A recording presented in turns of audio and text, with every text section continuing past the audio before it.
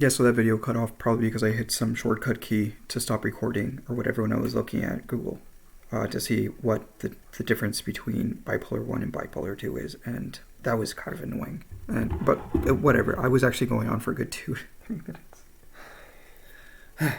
Whatever. Anyways, I guess what I meant to. I guess let's say is like I guess bipolar 1 disorder is basically you tend to have more severe manic episodes, but it doesn't necessarily entail having depression, whereas bipolar 2 does entail depression, supposedly.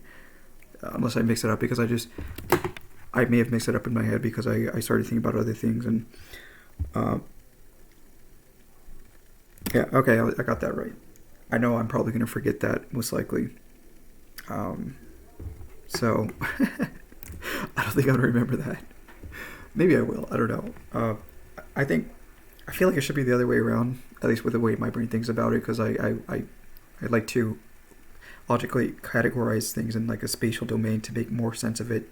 So that I don't know. I have particular mental tricks in my brain that I use, and like my brain wants to think of like the more manic episodes as in like 2 because it's stronger. So it's it's number 2 because it's like least to more as opposed to more to least. You know what I mean?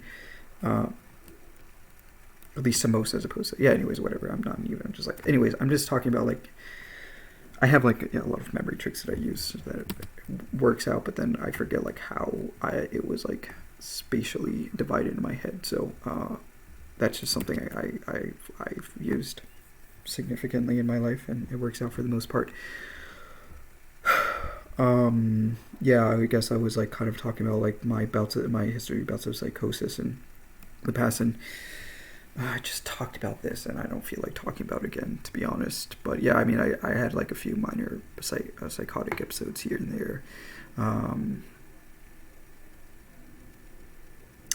Like, believing in like certain thoughts in my head and like, all that, not being somebody else and all crazy stuff. But then, like, that didn't last for too long. I don't like, and I also had control over those thoughts. And I also argue with, I like to say, certain parts of my head at times. It's not like anything crazy. I think like the closest thing that I ever had to psychosis is me arguing with myself and arguing with people that I used to know in the past, or they're like just passed away, or just somebody that actually is in my life right now. I tend to, like, I don't know why my brain does that, but I actually download people's personalities in my brain. I argue with them because I guess it's good to like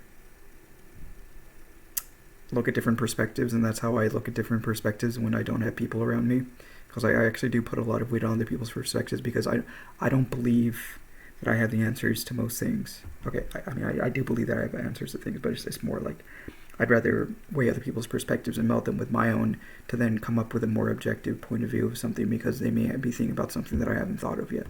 So I do respect other people's thoughts a lot, no matter who they are. Like, I did that with people that I would consider to be kind of dumb,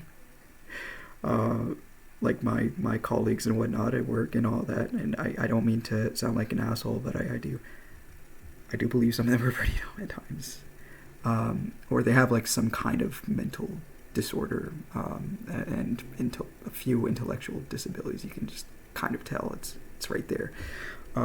So I just, but then again, I don't think I'm higher than people. I can categorize myself differently, but I wouldn't necessarily put it into a hierarchy, at least that's how I usually try to think of it. Yeah, so I don't know, like, I guess like another thing I've been having a lot, like I texted my brother, and I've been trying to work on like the whole team player thing, because I've always been considered to be more of a individualist, and not necessarily an individualist, but somebody that doesn't cooperate in teams as well as others. And I want to kind of like expand more in that domain. So like a good way is to maybe work with my brother in some programming projects. But the thing is, like, this is a little bit different. It's still kind of not really a real-time team player thing. Like, if you compare it to working in I don't know, like a grocery store, or like the place that I worked at, sure, we were cleaning a lot, but we also kind of had like a real-time space of like being able to become like some kind of automaton within the system to it's just it's I guess it's more compacted within time, whereas like if you look at programming, it's more methodical. And how people do that is that they are either in their offices.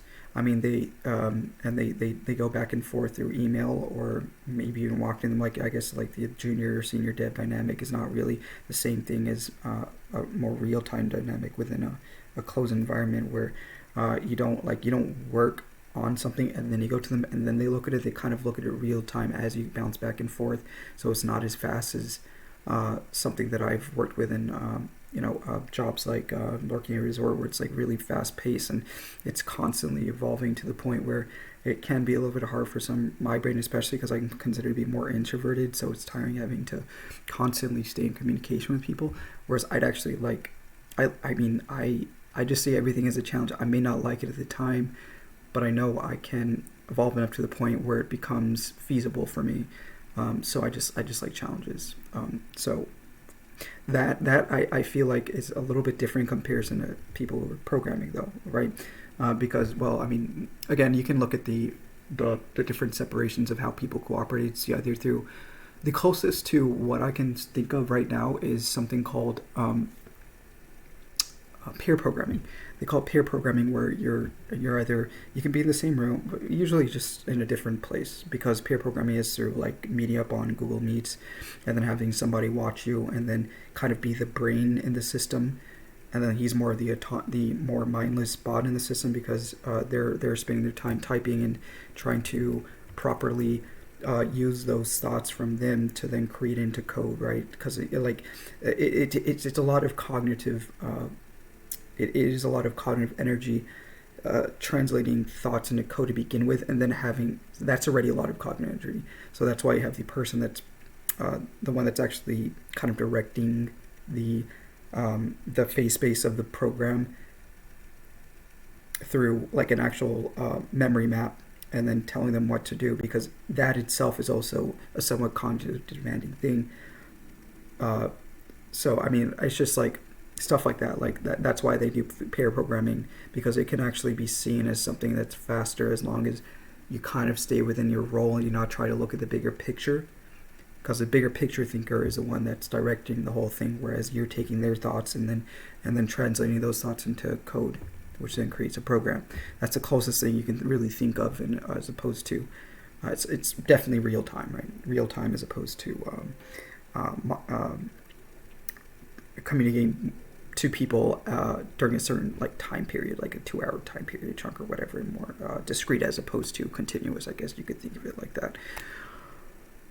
But yeah, I mean, I think I can definitely do the discrete version a lot more in comparison to the real time version. I remember when I was in school with somebody, actually in college, and I wasn't necessarily the most experienced programmer, and I had to deal with somebody that was programming for like 12 years. He started in like high school. I kind of knew what programming was in high school, but I didn't really, I didn't practice doing it. I just, my school was also not really STEM oriented. It was kind of a janky school, if I had to tell you, to be quite frank with you. So pairing him with me wasn't necessarily the best idea, because he happened to have more experience than me. But maybe I don't know. I've never had a class with this professor before. I don't know why he decided to do that, but there must have been a good reason why, and that was the closest person to somebody that can actually collaborate with somebody that is along his cognitive domain, because he was extremely intelligent, and I think I was probably just as intelligent as him, but I did not have enough experience in comparison, because he's been programming for like 10 to 12 years, which is a lot, and it's also intimidating when you feel like you don't know as much as somebody and they have to tell you to do every little small thing. It's like, oh, you don't know about this is basic. It's like, oh, fuck, I'm sorry, I don't know basic apparently. Shit. Yeah, it's kind of hard. It's kind of hard. And you get a lot of smart people in school, of course, and STEM, especially STEM. That's brilliant. Yeah, I don't know what I'm talking about. But yeah, anyways, I was just talking about like pair programming, but my brother tends to be, I think I tend to be more like him, because I get, again, like my brain is so scattered sometimes, it's hard for me to focus on a task, and actually like just focusing is kind of difficult for me at times. I'm getting better, but it's demanding. I wouldn't say that I have I'm disabled to any degree, but I my executive functioning is not the greatest, and you need a lot of good executive functioning for pretty high executive functioning for programming. It takes a lot of focus and mental energy. But yeah, I'm getting better. It's just like I feel like that was kind of more self-induced because of how it's just the environment I created for myself. I was a very passive person. I was never really goal oriented. I was never action or goal oriented. And I happen to be more now, and I can already start seeing a difference just due to the fact that I'm just changing the way I think about things. So I think it's just that really. It's just the way. It's just that I happen to have not changed my own thoughts as much as I did when I was younger. But I mean, I guess you could keep talking about that. But yeah.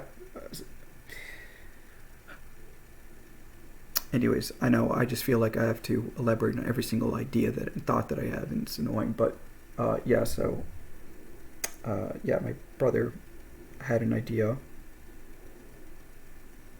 about making a planet generator. A planet generator. I think I know where he got that from actually, because there was a guy on YouTube that does a lot of programming videos, and I forgot his name. Was he German or Swedish or Northern European? And he had a pic. I know, like I know his profile picture. I just don't remember his name. But yeah, he did a lot of programming stuff, and my brother sent me a bunch of videos of this planet generator project that he did, and I guess he's inspired by it, but he wants to do it in Rust, and I actually had to learn Rust. I guess I should probably read the book, the Rust book, the famous Rust book. I don't know. Yeah, so that's, I guess, what I'll do, since I'm trying to be more collaborative with people. It may not be the most interesting thing. It may not be something I'm interested, or not something I want to do for the time being. But I think I want to be more collaborative. I don't want to do things based on my own self-interest. You know what I mean? So, yeah. It's part of growing up, I guess. Yeah, so I think that's all I really have to say. Yeah, because have a wonderful day. Bye.